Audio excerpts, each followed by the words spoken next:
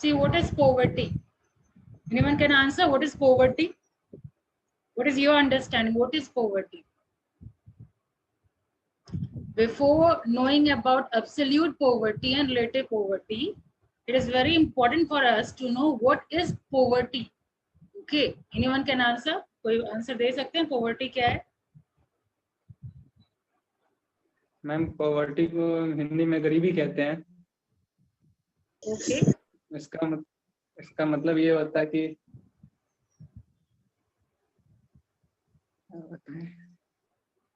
Try to be in English, Sandeep.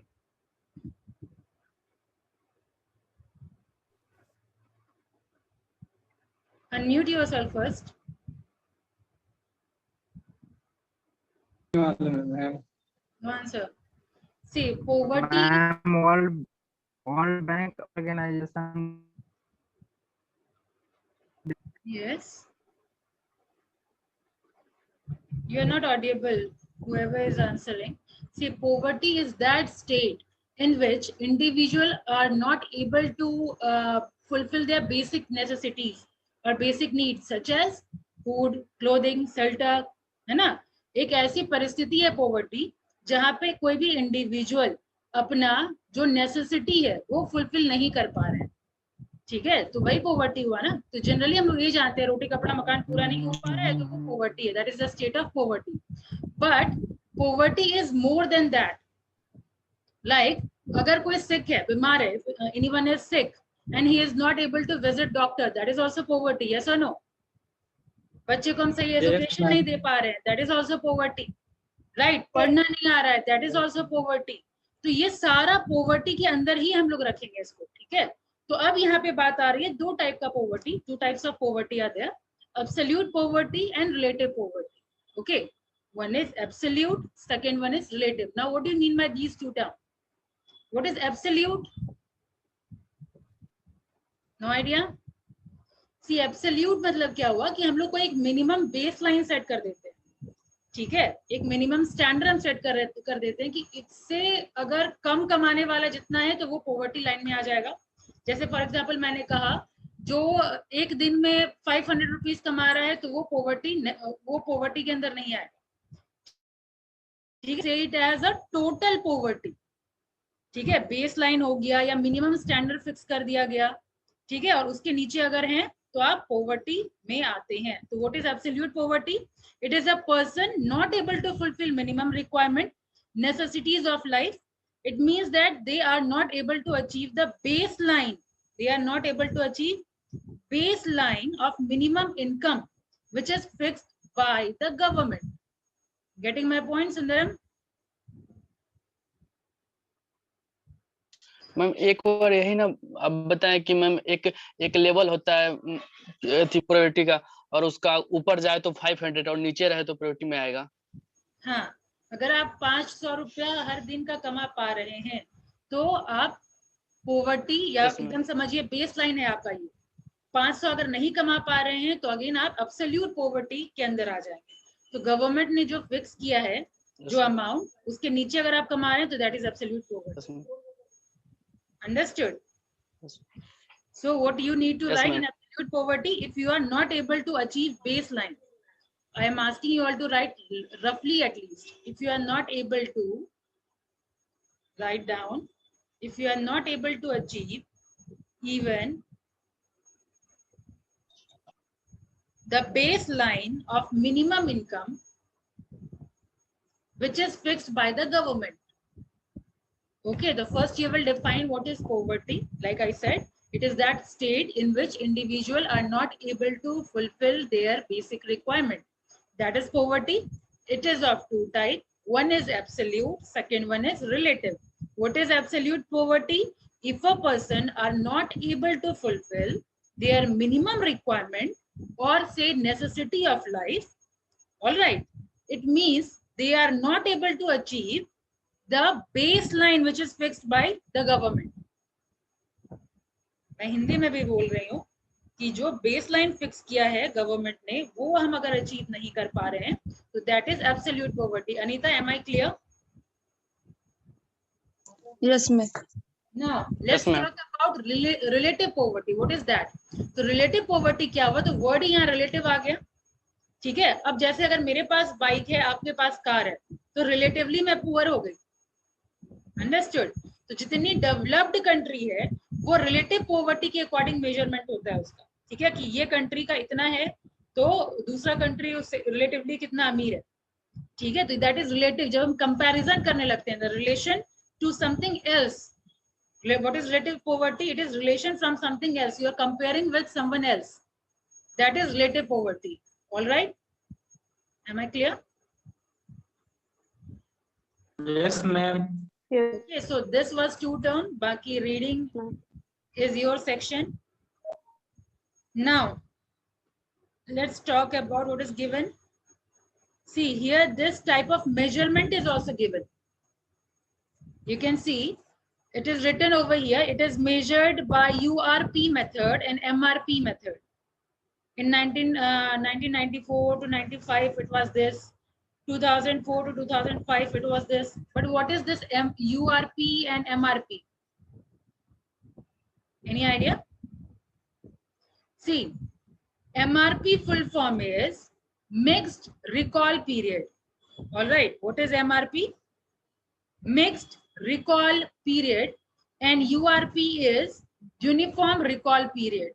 Okay, uniform recall period, URP. All right, now understand what is this. सबसे पहले ये सर्वे कहाँ किया जाता है, सर्वे करता कौन है? तो NSSO ये सर्वे करती है, नेशनल सैंपल सर्वे ऑर्गेनाइजेशन, ठीक है। NSSO national sample survey organisation, ठीक है। NSSO national sample survey organisation. दीदी, are you writing or not? NSSO is, मतलब मैं बोलूंगी लिखो तब आप लोग लिखेंगे।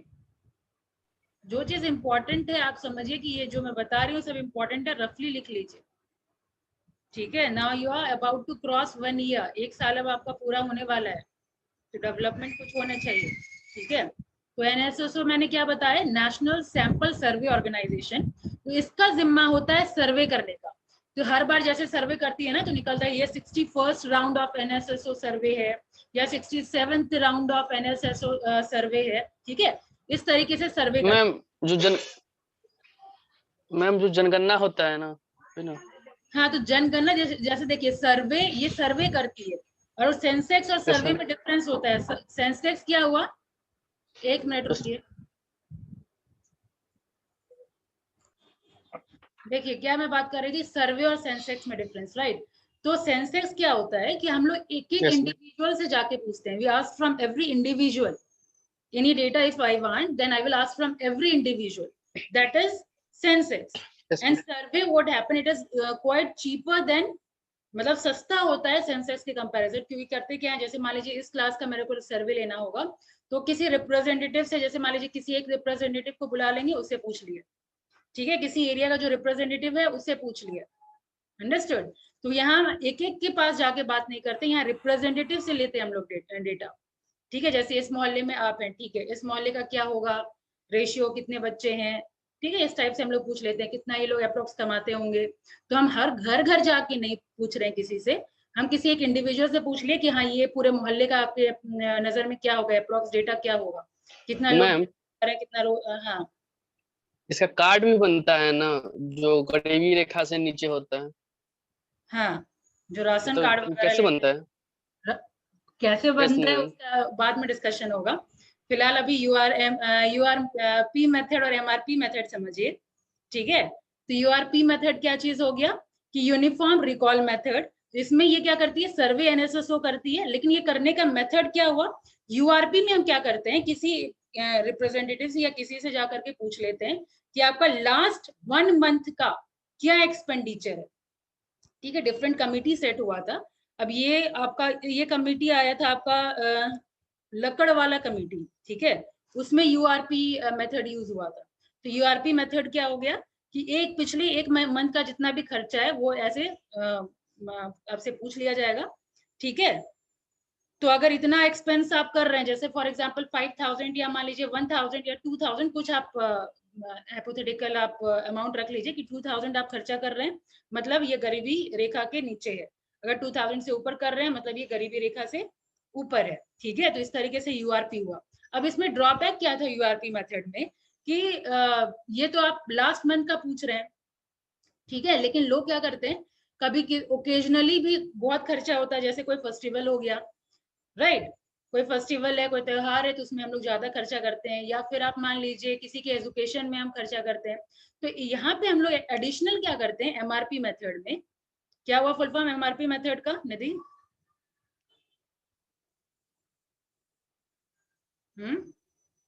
जो गरीबी रेखा के नीचे होते हैं ना। अरे भाई full form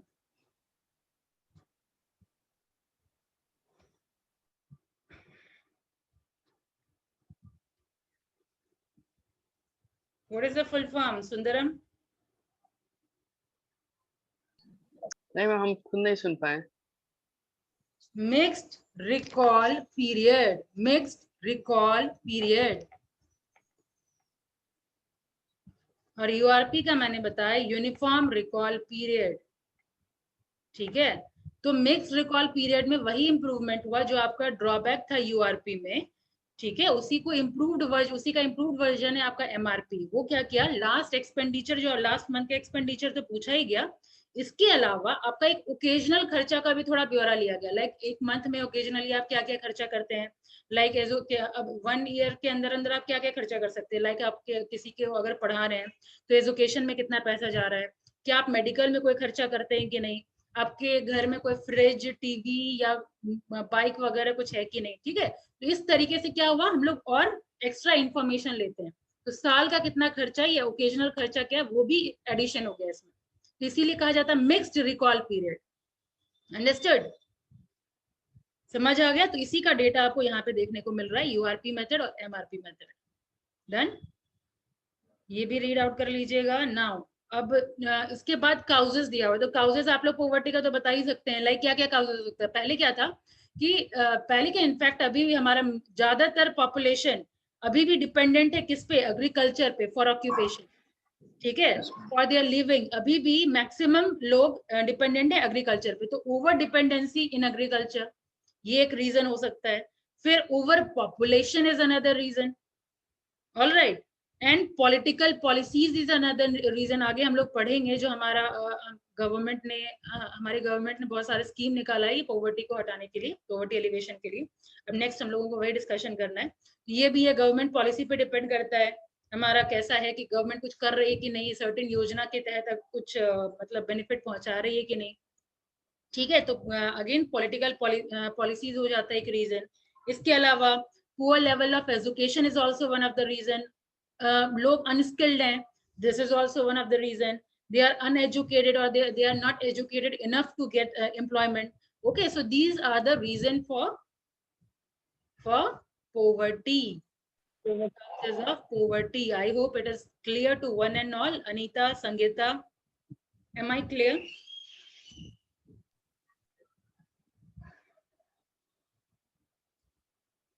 Am I clear, Anita? क्या मैं क्लियर हूँ? आपको बात समझ में आ रही है? Yes ma'am. क्या क्या समझा आपने अब तक, क्या क्या डिस्कशन हुआ? MRP, UR, NSSO, poverty.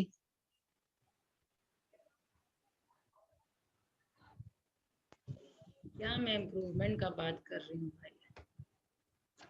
कहाँ रहते हैं आप लोग का दिमाग, कहाँ रहता है? मतलब करते क्या आप लोग? पिछले क्लास का तो छोड़ दीजिए, जो क्लास में मैं डिस्कशन कर रही हूँ वो नहीं बता पाते। बताइए सुंदरम।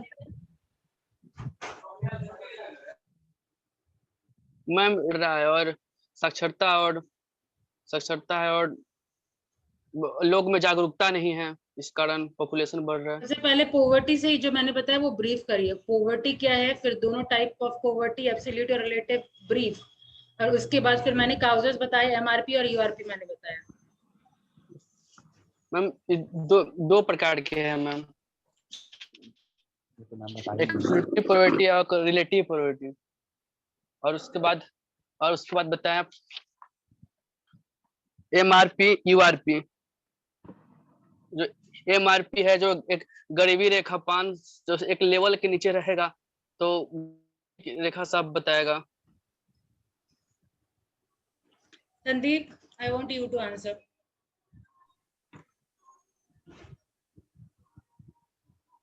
Yes ma'am. मैम सबसे पहले हम लोग जाने पॉवर्टी जो होता है इसको मेजर करने के लिए 2 टाइप्स होता है। तो एक टाइप होता है URP जिसका फुल फॉर्म है uniform recall poverty method, and दूसरा मेथड होता है MRP जिसको बोलते हैं मिक्स्ड रिकॉल मेथड। जो URP जो होता है मैम उसमें सिर्फ 1 मंथ का पूछा जाता है कि उसका एक्सपेंस क्या है, उसको देखा जाता है। बट जो MRP जो है उसी का मतलब इम्प्रूव वर्जन है जिसमें और भी ओकेजनल ऐड किया गया है, जैसे एक्स्ट्रा एक्सपेंस होता है पढ़ाई लिखाई में होता है। तो और इसका कॉज भी बताया है कि इसका कॉज क्या है जो जिससे पॉवर्टी बढ़ता है। तो एग्रीकल्चर पे ज्यादा यहाँ पे डिपेंडेंस रहता है, तो इसके लिए जो तो देखिए जो लोग फोकस गवर्नमेंट हैं उन लोगों को आंसर देने में कोई प्रॉब्लम नहीं है, इसीलिए मैं दोनों लैंग्वेज में बोल रही हूँ। इंग्लिश में जो कंफर्टेबल है इंग्लिश समझिए, लेकिन इंग्लिश भी एक इम्पॉर्टेंट लैंग्वेज है, आप लोग इग्नोर नहीं कर सकते इसको, ठीक है। जब आप इंटर्नशिप में इंटरव्यू देंगे या इंटरव्यू देने के लिए जाएंगे, इंग्लिश में ही होगा। तो कब तक ये कंटिन्यूअस हिंदी में लेक्चर सुनते रहेंगे? तो इनफैक्ट यहाँ तो मैं इंग्लिश हिंदी दोनों में बोल रही हूँ। खैर, अब क्लियर हो गया जो लोग नहीं बोल पा रहे थे? Am I audible? Yes, ma'am. Yes, ma'am. Okay. So let's proceed now. Poverty discussion हो गया, इसके अलावा और क्या डिस्कशन किया हमने? एब्सोल्यूट और रिलेटिव डिस्कशन हो गया, काउजेस डिस्कशन हो गया, हाउ टू मेजर हम लोग डिस्कशन कर चुके। अब देखिए ये स्कीम, अब जो गवर्नमेंट ने जो स्कीम लाई है, लेकिन आपको याद रखने के लिए सबसे बेहतर होगा कि आप ऊपर से नीचे की तरफ चले, मतलब लेटेस्ट से फिर पीछे की तरफ चले, यानी सबसे इम्पोर्टेंट 5-6 ही आपका एलिवेशन प्रोग्राम है। पॉवर्टी एलिवेशन 5-6 ही मेन है। तो देखिए आप लोग कैसे पढ़ेंगे, जैसे मैं समझा रही हूँ वैसे आप लिखेंगे, ठीक है। और रफली अभी लिख लीजिए, बाकी आप बाद में आप फेयर कर सकते हैं। देखिए पॉवर्टी एलिवेशन प्रोग्राम का बेसिकली क्या मोटिव था? पहला था growth oriented approach, first one was growth oriented approach, ठीक है। एक तो पहला मोटिव था क्या निधि, कि हम लोग थोड़ा ग्रोथ लाए पॉपुलेशन के अंदर, ठीक है। दूसरा कि बेसिक नीड्स पूरा कर पाए सब लोग, जितने लोग हैं उनको बेसिक नीड्स उनका पूरा हो पाए। तो 2 मकसद मेन पता चला गवर्नमेंट का, ये पॉवर्टी एलिवेशन प्रोग्राम के पीछे 2 मकसद था, growth oriented approach and second one was basic need पूरी हो जाए, उस हिसाब से वो योजना बना रहे थे। तो सबसे पहला योजना इन द सेंस सबसे लेटेस्ट योजना जो है आपका नरेगा, जो 2005 में आया था, ठीक है। लेटेस्ट से फिर हम पीछे जाएंगे, 2005 में नरेगा, NREGA नरेगा, ये है ऑलरेडी यहाँ पे दिया हुआ, बस आपको मैं सीक्वेंस बता रही हूँ ताकि ईयर वगैरह याद रखने में आपको प्रॉब्लम ना हो। नरेगा यहाँ है ना, national rural employment guarantee scheme, ठीक है। तो ये कब आया? बेसिकली 2005 में ये एक्ट आ गया था, ये एक्ट पास किया गया था 2005 में, ठीक है। और फिर 2006 में इसका इम्प्रूव्ड वर्जन, दैट इज यहाँ सिर्फ national rural employment guarantee programme है, बाद में ये MG नरेगा हो गया, MG NREGA. And what do you mean by MG? Mahatma Gandhi, बस यहाँ नाम एक जुड़ गया, ठीक है। MG नरेगा हो गया 2006 में, ठीक है। नरेगा हो गया MG नरेगा 2006 में, बस आगे जुड़ गया ये जो फुल फॉर्म देख रहे हैं उसके जस्ट आगे जुड़ गया महात्मा गांधी। अब इसका पर्पस क्या था? तो ये जिस डिस्ट्रिक्ट में मतलब ये रोजगार मतलब ये योजना चल रहा था, उस योजना के तहत क्या हो रहा था, लोगों को 100 डेज का एम्प्लॉयमेंट गारंटी किया जा रहा था, 100 डेज का एम्प्लॉयमेंट गारंटी किया जा रहा था। अब ये किस टाइप का एम्प्लॉयमेंट होगा? जनरली डेवलपमेंट वाला जितना भी होता है वो सब इसमें हो रहा था। जैसे मान लीजिए रोड बनाया जा रहा था, इंफ्रास्ट्रक्चर में जैसे डैम बनाया जा रहा है, ठीक है। तो अगर आपको इन सब चीज में काम चाहिए तो आप चले जाएंगे वहां, मतलब जहाँ पे ऑब्वियसली जिस डिस्ट्रिक्ट में काम चल रहा है वहां जाके आप रोजगार मांग सकते हैं, ठीक है। तो ये था मेन मकसद या मेन काम इसमें नरेगा और एमजी नरेगा में क्या था? 100 डेज का एम्प्लॉयमेंट गारंटी। कब हुआ था? 2005 में। एमजी नरेगा कब हो गया? 2006 में। So that's it for NREGA. उसके बाद आया 2004, ठीक है, ऊपर से नीचे की तरफ जा रहे हैं। 2004 में फूड फॉर वर्क प्रोग्राम, ठीक है, फूड फॉर वर्क प्रोग्राम। तो यहाँ देखिए मैक्सिमम का आपको नाम पढ़ के पता चल जाएगा, फूड फॉर वर्क प्रोग्राम। तो क्या बता रहा है? जो आप काम करेंगे, काम के बदले फूड, खाना। तो क्या होता था? सिर्फ खाने के लिए लोग नहीं आ रहे थे, ठीक है, तो क्या किया गया? पार्शियली फूड और पार्शियली कैश में पेमेंट होना शुरू हो गया, ठीक है। ये लॉन्च कब हुआ? 2004 में। कैसे पेमेंट मिलता था? पार्शियली फूड में और पार्शियली कैश में, ठीक है। तो फूड में जो पेमेंट होने लगा, पेमेंट इन द सेंस, ठीक है, आप काम कर रहे हैं उसके बदले आपको खाने को मिल रहा है, तो उससे फायदा क्या हुआ कि जो लोग कुछ भी खा के गुजारा कर रहे थे वो नहीं होने लगा, मतलब न्यूट्रिशनल फूड उनको मिलने लगा, लोग हेल्दी होना शुरू हुए, ठीक है। तो ये इसका फायदा हुआ। तो नेक्स्ट अब आप देखेंगे, ये clear, food for work programme done. अब ये देखिए, अब जो मैं बता रही हूँ तो ऑलमोस्ट ये नाम सब सिमिलर लगे। एक स्वर्ण जयंती ग्राम स्वरोजगार योजना, फिर प्रधानमंत्री ग्राम सड़क योजना, और फिर नेक्स्ट है आपका संपूर्ण ग्रामीण रोजगार योजना। ये तीन समझिए, तीन एक ही सीक्वेंस में लगभग एक एक साल ही आया, जैसे एक एक साल का एक डिफरेंस था। जैसे स्वर्ण जयंती ग्राम स्वरोजगार योजना जो आया था वो था अप्रैल 1999 में, ठीक है। स्वर्ण जयंती ग्राम स्वरोजगार योजना ये आपका आया था अप्रैल 1999, ओके। स्वर्ण जयंती ग्राम स्वरोजगार योजना, यहाँ पे देखिए, स्वर्ण जयंती ग्राम स्वरोजगार योजना कब आया? अप्रैल 1999 में। इसका क्या मकसद था? बेसिकली इस योजना के तहत क्या हो रहा था? फाइनेंशियल असिस्टेंस दिया जा रहा था। किनको? आपका micro, mini, SSI, small scale industries, इन लोगों के डेवलपमेंट के लिए, इन सारे सेक्टर्स के डेवलपमेंट के लिए फाइनेंशियल असिस्टेंस प्रोवाइड किया जा रहा था। इसके अलावा सेल्फ हेल्प ग्रुप का भी यहाँ पे बताया गया था। सेल्फ हेल्प ग्रुप मतलब क्या होता है? जैसे कुछ जन मिल करके अपना पैसा इकट्ठा कर रहे हैं, अब किसी के काम में आ गया, अगर मतलब किसी, वही मान लीजिए 4 जन के बीच में किसी को काम पड़ गया, तो वही पैसा लेकर के वो यूज कर सकता है। That is self help group, ठीक है। आपस में ही मिल करके हम लोग पैसा इकट्ठा करेंगे, ठीक है, जिसको जरूरत है उसको हम दे देंगे। This is self help group, ठीक है। तो उन सबके असिस्टेंस के लिए या फाइनेंशियल असिस्टेंस के लिए यहाँ पे ये योजना चलाया गया था। डन, यहाँ तक क्लियर? यहाँ तक क्लियर? Yes ma'am. अब आगे Yes, बढ़ते हैं। ma'am. Yes ma'am. अब प्रधानमंत्री ग्राम सड़क योजना, प्रधानमंत्री ग्राम सड़क योजना,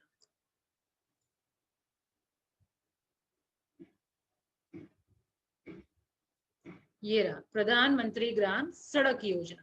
अब ये सड़क योजना क्या कर रही थी? तो नाम ही बता रहा है, सड़क यानी रोड का निर्माण करना। तो यहाँ रोड का निर्माण कहाँ? जो भी अनकनेक्टेड एरिया है, गांव का, जो गांव को कनेक्ट करना बेसिकली अर्बन एरिया से, ठीक है। तो यहाँ पे प्रधानमंत्री ग्राम सड़क योजना सबसे पहले कब आया?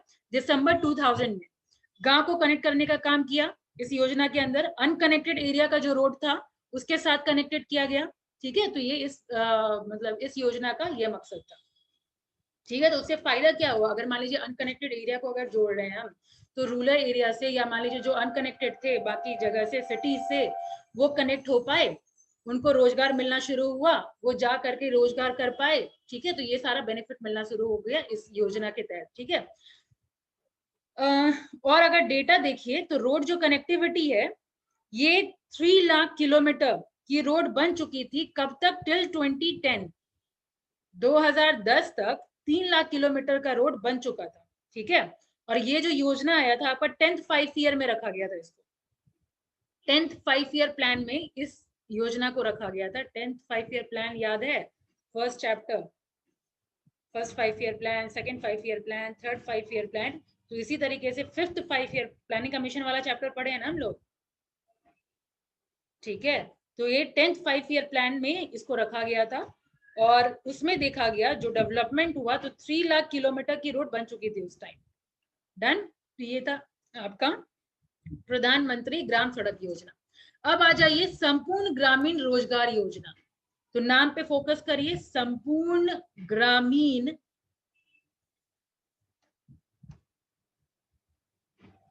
ये देखिए संपूर्ण ग्रामीण रोजगार योजना।